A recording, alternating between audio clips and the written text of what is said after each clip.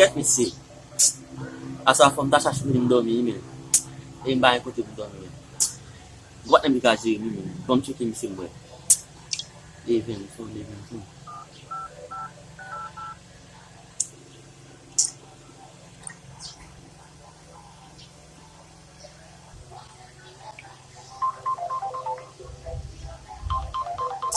Oh, Wendy, man.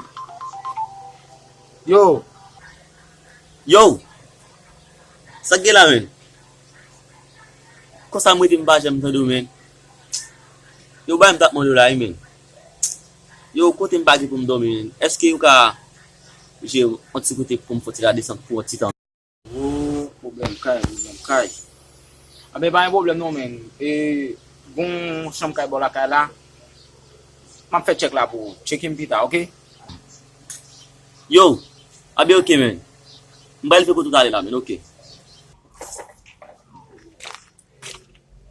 Yo! Gen la fè. A gen la men? Oh, rapide la. A, mwen ma fit mwen se. Gen e chache problem. A, mwen se a, ou konen fom defin koto mwen se. Kote kay la? Kay la.